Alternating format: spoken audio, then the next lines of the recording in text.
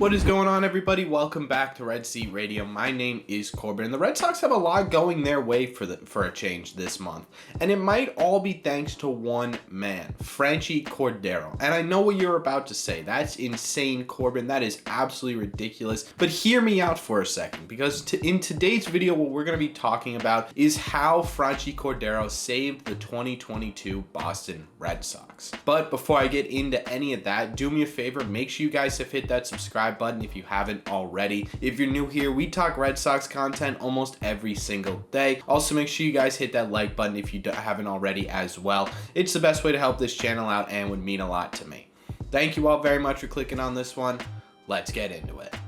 Last year, the ending of Franchy Cordero's Red Sox season was not super great. He ended up getting DFA, designated for assignment, after he finished the year with just a .189 average and a .496 OPS. Not exactly fantastic numbers, but Franchy clears waivers, goes back down to AAA, and he's determined to get back into the big leagues. Starting in spring training, Franchy looked like an entirely different player. In spring training, he had a .417 average and a 1.152 OPS, which was far and away better than what he ended last year with. Unfortunately for Franchy, though, the Red Sox decided to go with the veteran first baseman Travis Shaw to end up their lineup. So for Franchy, that means another year starting in Worcester, where once again he mashed. He had a .296 average with an OPS of .913. He also had 3 home runs and 24 RBIs, all within a very short amount of time. So that, combined with the fact that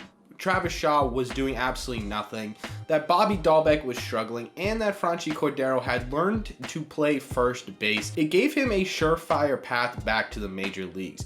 And when Franchy got here, he looked like an entirely different player, a more rounded, a more perfected Franchy Cordero. And what I mean by this is, when we first saw him, he wasn't lighting the world on fire or anything, but he was taking more pitches, he was walking, he was getting on base, blooping singles, he was doing whatever he possibly could to get onto base and have others drive him in, which is exactly what we needed. In fact, Franchy, when he came back up, and throughout the entirety that he's been back up, has doubled his walk rate since last year. Last year, he had a 5.8% walk rate, and this year he's got a 10.4% walk rate. In fact, that walk rate puts him towards the top in the entirety of all of the MLB, which is really impressive. And at the time, it was super refreshing to see, especially because the guy that he was replacing hadn't gotten a hit the entire time the season had gone on. But it wasn't just patience that made Franchy different than last year.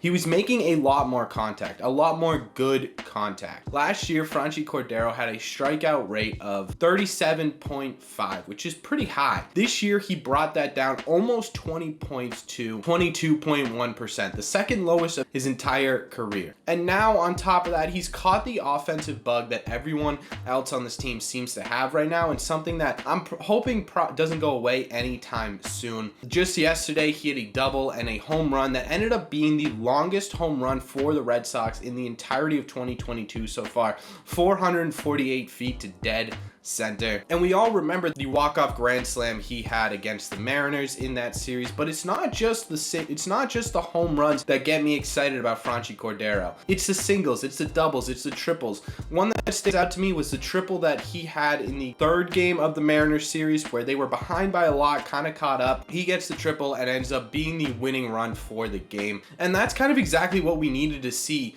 out of Franchy Cordero. And while Franchy Cordero is playing really well on the field, and that's definitely contributing to some of these Red Sox wins, what he had done off the field helped the Red Sox in more ways than I think any of us will ever know.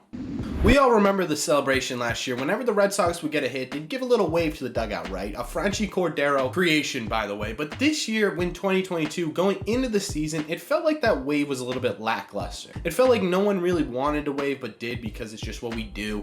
Kind of felt that way with the home run card, to be honest with you, at the beginning of this year, too. That's turned around, too, but I think that's for completely different reasons. With the wave kind of feeling a little bit lackluster, enter Franchy Cordero yet again, because Franchy Cordero comes back to the this Red Sox team. And he goes, hey guys, the bad spirits are here. We need to break those bad spirits. And that's what the Red Sox new celebration is all about. That breaking of the stick that you see every time someone gets on base was Franchy Cordero's creation to break bad spirits one hit at a time. And it seems to have worked so far. Ever since that break the bad spirit celebration came into effect, it feels like the Red Sox are genuinely doing that and righting their ship and turning things around a little by little. Whether or not Franchy Cordero is the genuine reason for that, we'll probably never know, but at the same time, we all know the importance of vibes in a Red Sox clubhouse. Every good Red Sox team that we've seen since 2000 has had these fantastic vibes, these reasons to be together, reasons to fight for a common goal,